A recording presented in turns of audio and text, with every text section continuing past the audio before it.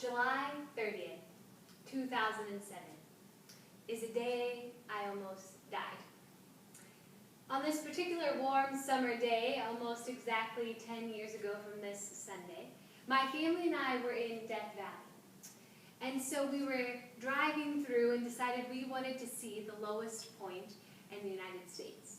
And so we drove into Death Valley. And I remember driving into Death Valley, and the temperature gauge on the car reached over 120 degrees Fahrenheit. And when you got to the Death Valley National Park and you stepped out of the car, you literally felt like you were being baked alive. I felt like I was in a human oven. The heat was that intense. And if you've ever been to Death Valley, there's salt flats that just stretch on for miles and miles. And the sun reflects off the salt flats and creates this intense heat. And there's a little boardwalk path there with some signs about the park. And you can walk out the boardwalk path, and then at the end of the path, there's just salt flats that stretch on for miles and miles. And so my dad, being the adventurous type that he is, decided he would get to the end of the boardwalk, and then he kept going, walking on the salt flats. And he was like, oh, this is so fun, I'm walking in Death Valley. So he's like, Hannah and Daniel, come join me. And so my brother and I looked at each other and we're like, oh my gosh, this is crazy. And by that point, though, I wasn't feeling very well. And so I remember telling my brother Daniel, I said, you go ahead, but I'm going to head back to the car. I'm not feeling well. So I started walking back, and by the time I got almost back to the car, I was feeling so sick that I decided I would wait in line for the one and only bathroom that is in Death Valley National Park. So I was waiting in this long line for this one bathroom, not feeling well at all. And I think by this time my family's radar had gone off that something was not okay with Hannah. And so by this point they had gathered around me, were giving me water to drink, and my mom, I remember, was the first one to respond to the scene. And so when my mom, as soon as she sees me, she's like, Hannah, sit down, sit down, sit down. And her words honestly were not registering with me, but she keeps telling me to sit down, but I'm not registering with her. And so finally she gets me to the ground just before I almost pass out. And so now the family's in a state of emergency. They're grabbing me water. They're trying to get me cooled down back in the air conditioning car, and we're on our way. And thankfully, we made it out of there fine that day.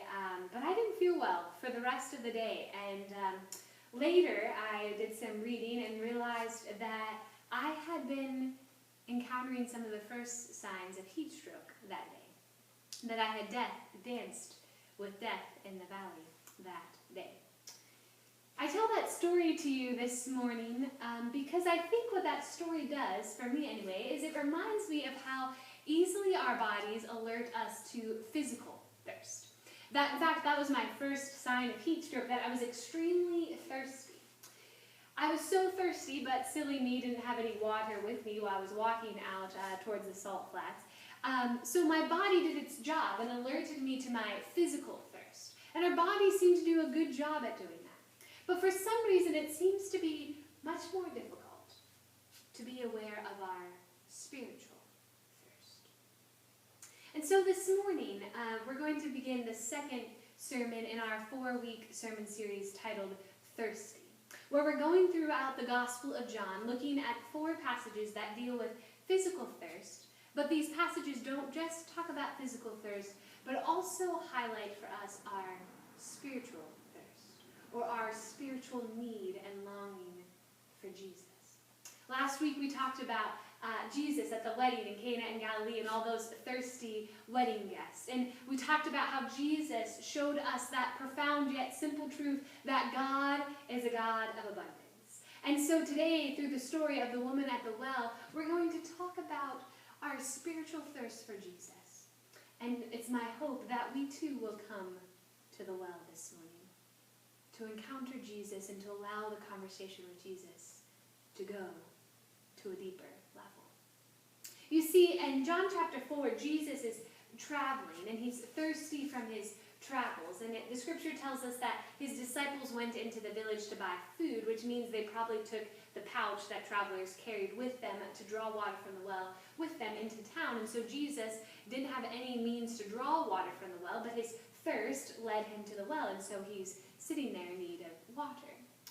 And it's interesting to me that a Samaritan woman also comes in need of water to that same well where Jesus is. And so it's their shared physical need for water, their shared physical thirst that draws them to the well and allows them to enter into this conversation where Jesus reveals his true identity to the woman, and her deep and spiritual need for Jesus, the great I am, is revealed in her perhaps for the very first time.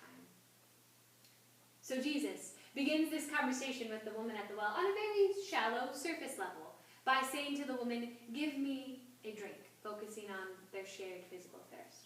But the woman is shocked by Jesus' request. She says to him, "How is it that you, a Jew, ask me, a Samaritan woman, for a drink?" And her shock is completely justified for two reasons. One is because Jewish male teachers at that time hardly ever engaged women in public conversation. So men did not speak to women often in public. The second reason is because by this point in history, the Jews and Samaritans had been engaged in a 700-year-long family feud that had got to the point where they barely even talked to one another, let alone shared water out of the same jar. So this woman is shocked that Jesus would overcome these two social norms to speak with her and to engage her in this conversation.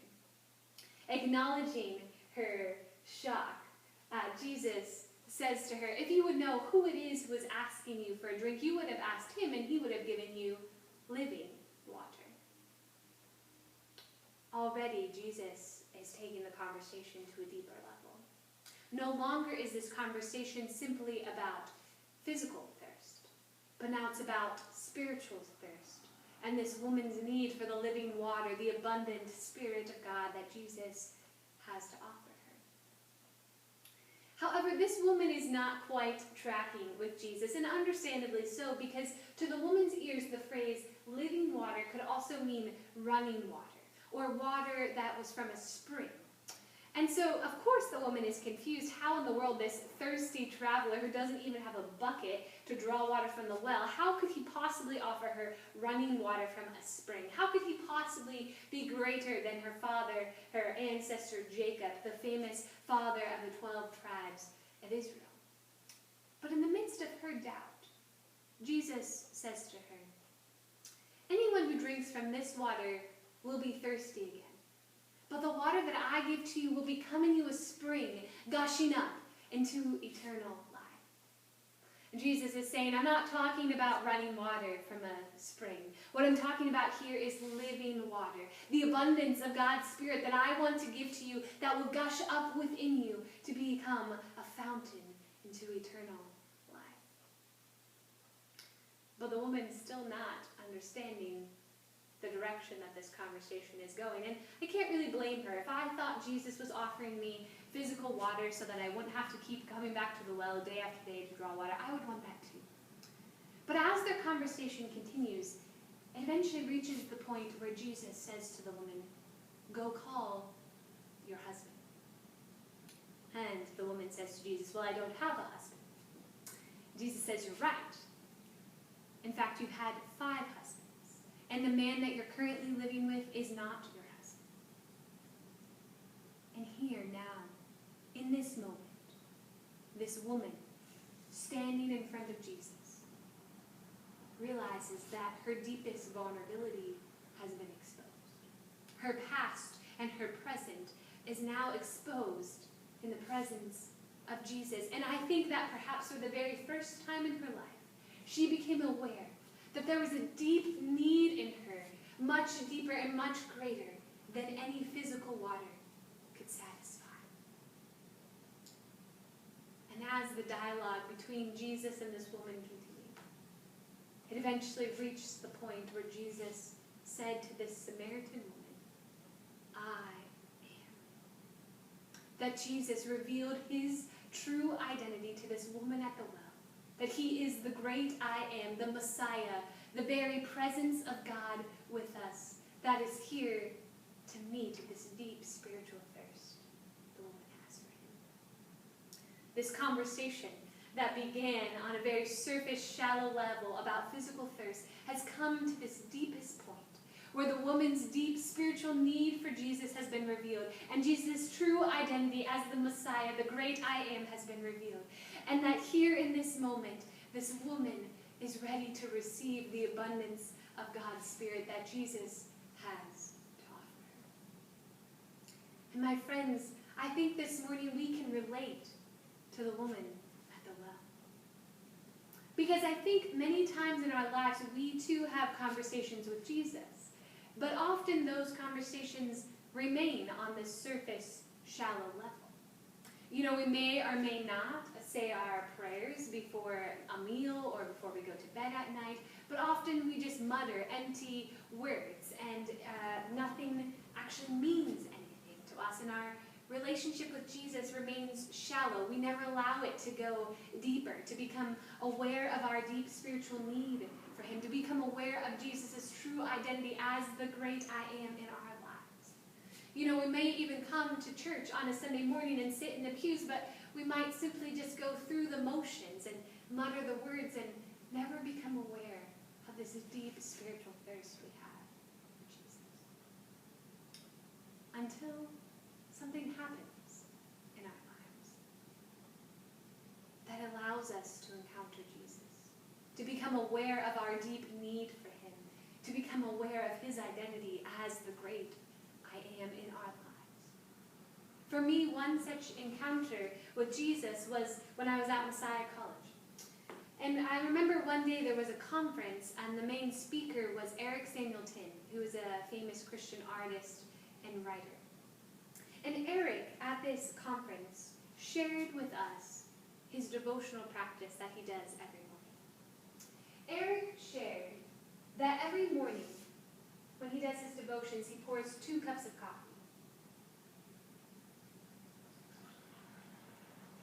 One for himself, and one for Jesus.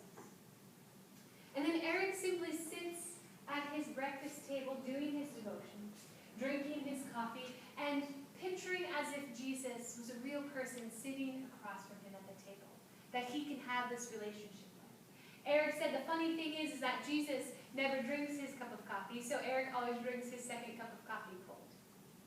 But they have this dialogue, this conversation, that often goes to deep levels between them, as Eric reminds himself morning after morning of his deep spiritual need for Jesus. And Jesus quenches that deep thirst within Eric's soul. And I remember I was so moved by Eric's devotional practice and his story that I came back to my dorm room. And I took out my desk chair and just set it in the middle of the floor.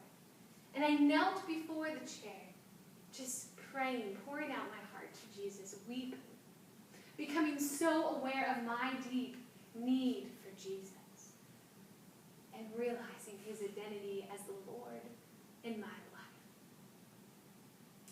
My friends, Eric Samuelson meets Jesus at the breakfast table. And often I meet Jesus in front of an empty chair. My question for you this morning is, where do you meet Jesus? Where are the wells in your life? Where are the places and spaces where you go daily expecting to encounter Jesus? Perhaps for some of you that's in your car on your commute to work. Or for others of you, maybe you have a prayer closet or a space in your house that you go to encounter Jesus. For some of you, maybe it's a particular spot in nature where you go and realize your deep need for Jesus and receive the abundant Spirit, the living water that Jesus has to give us. But if you don't have a space or a place where you go every day to encounter Jesus, then I urge you this week to find a space to encounter Jesus. Find a well in your life where you go to become awakened to your deep spiritual need and to realize that thirst can be quenched through the Spirit of Jesus. Maybe some of you need to get up earlier than you normally do tomorrow morning and pour 2 cups of coffee or tea or juice or milk, whatever it is you drink for breakfast, and picture Jesus sitting across the table from you. Maybe you'll just sit in silence, or maybe you'll talk to Jesus, or maybe you'll start the devotional that you've been meaning to start now for years, or maybe you will read John chapter 4. Whatever you do, just find a space to encounter Jesus. Maybe some of you will go home this afternoon and take a walk in nature, picturing Jesus walking along beside you and conversing with him just as you would a friend. Maybe some of you will go home and kneel on the floor in front of an empty chair, picturing yourself worshiping at the feet of Jesus. Whatever it is, find a well, a space, and a place to encounter Jesus this week. It is my hope and prayer that this space, this sanctuary, will be a place for us, Sunday after Sunday, that we will come expecting to encounter Jesus, that this place will be a well for us, where we become awakened to our spiritual thirst for Jesus, and Sunday after Sunday that we will trust and expect that Jesus will quench that thirst in us. Maybe it will be through a prayer, or a moment of silence, or a hymn, or perhaps even, God forbid, the sermon, that we will encounter Jesus Sunday after Sunday, to be filled with the abundant Spirit that God has to offer us each and every day. 2,000 years ago, a woman met Jesus at the well. Eric Samuel Tim meets Jesus at the breakfast table. Often I meet Jesus in front of an empty chair. The question is, where will you meet Jesus?